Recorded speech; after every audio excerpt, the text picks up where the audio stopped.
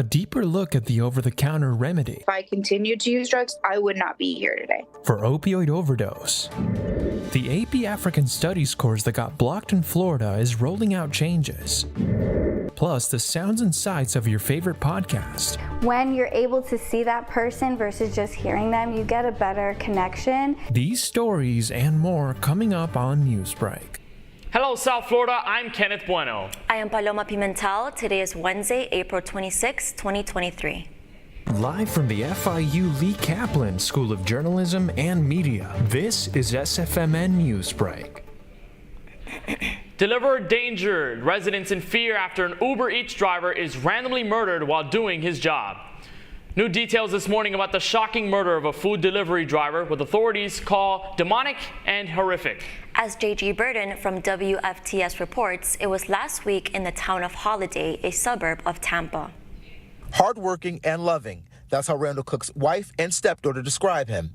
Sadly, he was murdered while working. These are just a gruesome case, and this is horrible. Sheriff Chris Nacco says Cook came to 3438 Moog Road to make his last Uber delivery just before 7 p.m. on the 19th. You can actually see the victim walking up to the house to deliver food, but the video cuts off at that point. Detectives say that order was for 30-year-old Oscar Salas. After the camera cut off, they believe Salas killed Cook, then dismembered his body. He's a very violent individual. Cook's murder has other delivery drivers like Kalina Rios terrified. I did many deliveries in the same area. Rios says she's going to make some changes, and she has some tips for other drivers. That's why a lot of people turn their cars off. I keep it running at all times because you never know if you're in a bad situation. You want to be able to get in that car and leave. The most frightening part for Rios and others, detectives say this was random, and Cook and Salas don't know each other, and they don't have a motive because Salas isn't talking. You can never answer the why.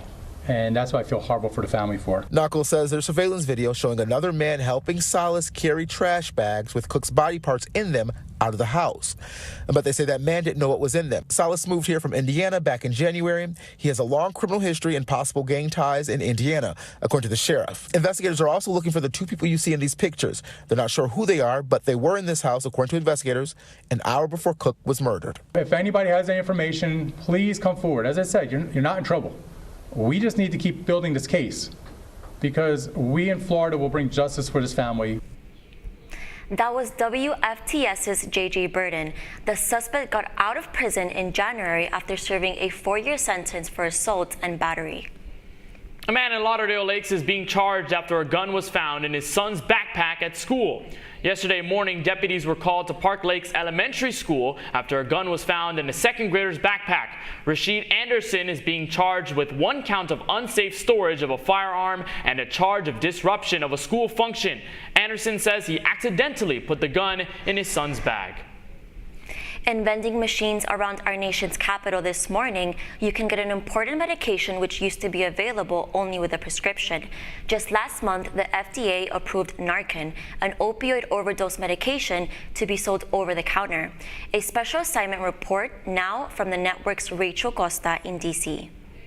Vending machines like this have become more popular around the U.S. DC Health has launched a pilot program of harm reduction vending machines that have Narcan and fentanyl test strips available and are placed in areas with higher than usual drug overdoses. Allison Shield has been sober for 7 years now. She said that she has seen Narcan save hundreds of lives and believes that if she had not quit when she did, she would have been a victim of fentanyl overdose. I quit using literally the month, it felt like the week fentanyl exploded onto the scene. And I know the way that I use drugs, I know that if I continued to use drugs, I would not be here today. I would be dead. There's no question in my mind of that fact. And yeah, I have lost friends to, it was very quickly. After I quit using, it was my friends started dying.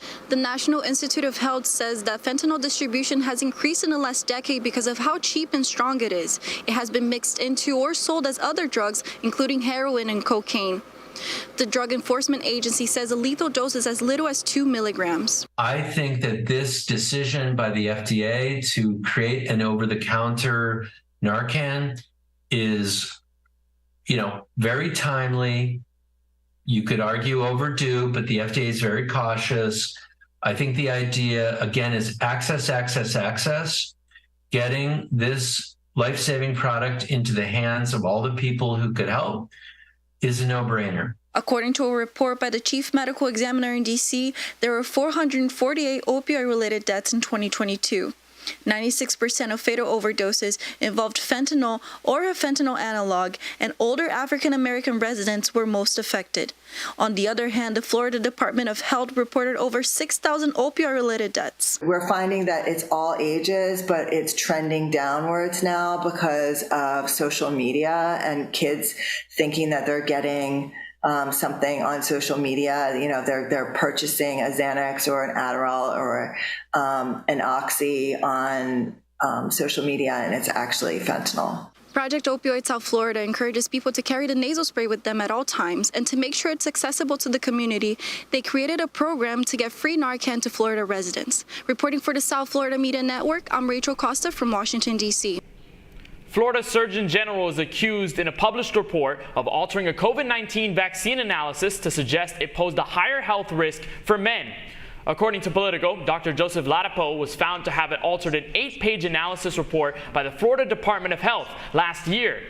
The affected data had to do with how much risk the mRNA COVID-19 vaccine had toward cardiac-related deaths for men ages 18 to 39. Today, Governor Ron DeSantis is holding trade talks with South Korean officials in Seoul. It's the second leg of his four-nation trip set to build his diplomatic resume ahead of his anticipated presidential campaign launch.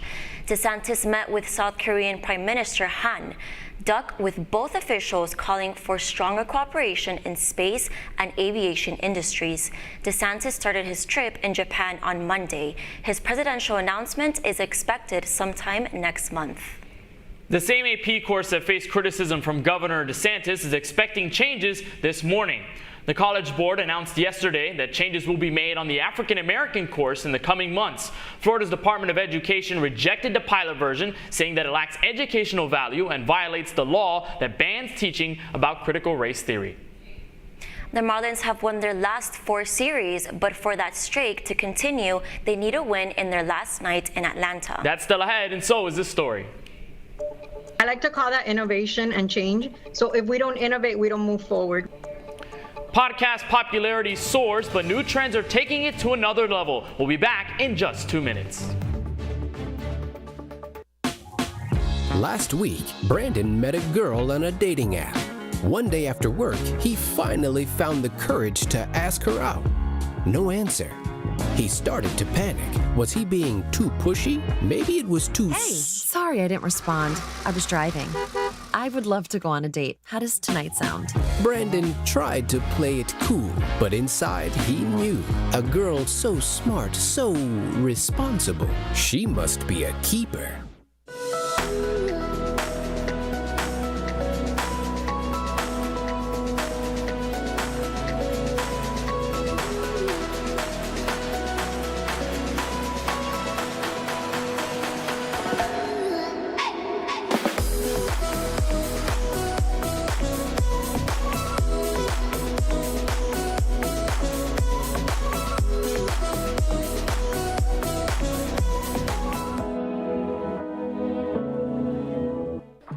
How do you know when you've made the right decision?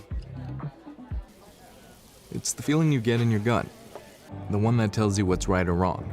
It's the one that says, sure, I can have a drink. Or the feeling that says, okay, I've been drinking. Now what? It's the voice inside you that says, I'm buzzed. Better leave the car when it's time to go.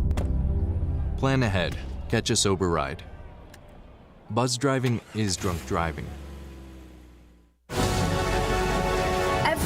Every day, millions of people are connecting. And even though we're overcoming obstacles, watching each other's backs, and banding together, we should still make an effort. To get to know each other on a deeper level. Father, cosplayer, mentor, actor. It's time we take a step forward. Come together and discover how accepting our differences can make us stronger.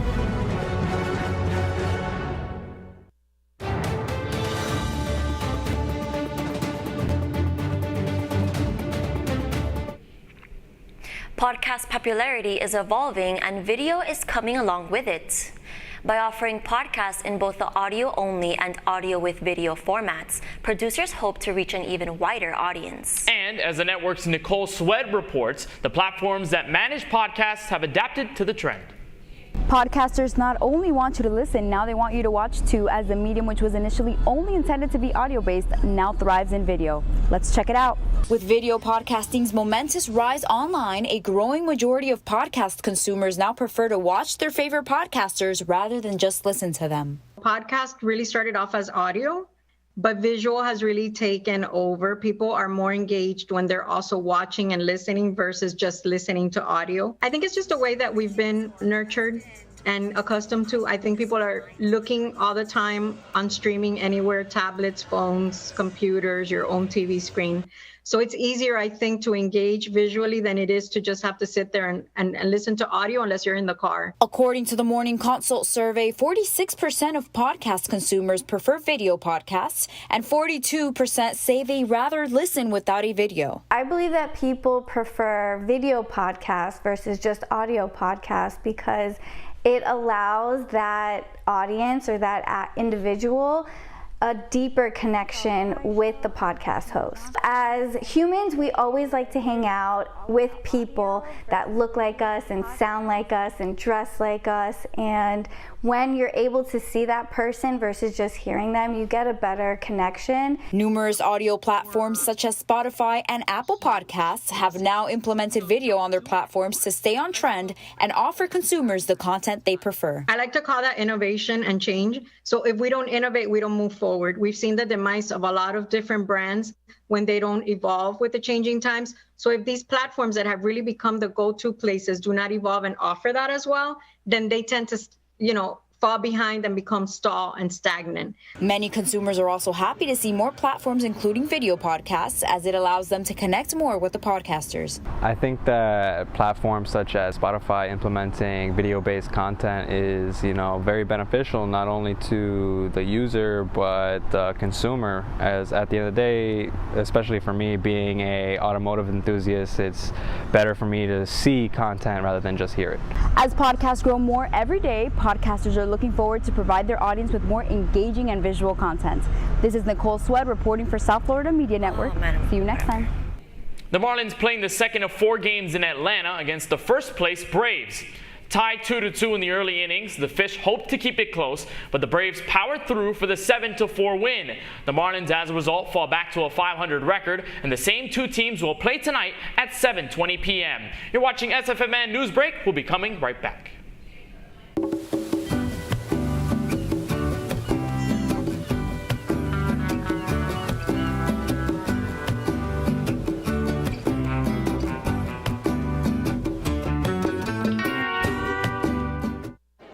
The black truck? Hey, Christina from accounting. Yeah, hi. Hey, I used to date a girl named Christina. Oh, really? Yeah, and then she dumped me for my best friend. You want to see some photos of them that I took? I don't. I thought we talked about this, buddy. Buzzed and overshared again? Yeah. Yeah. I'm gonna call a car. That's a smart idea.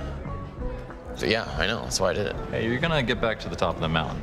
Does that mean I'm gonna get back with Christina? No. Oh. No.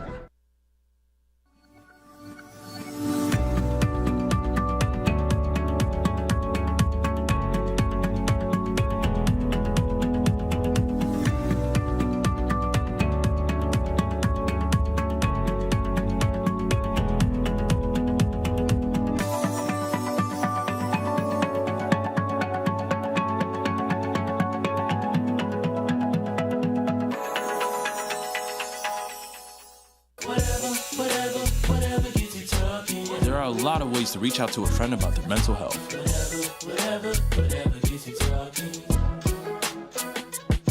Learn how you can help at seizetheawkward.org. Bill is a family man. He invests his money wisely and provides a good life for his children.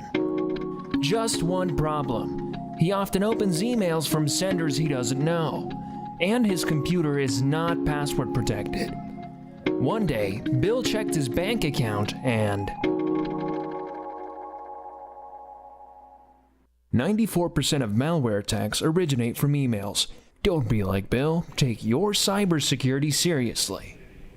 That's all the time we have for Newsbreak. I am Paloma Pimentel. And I'm Kenneth Bueno. Get more news anytime at sfmn.fiu.edu.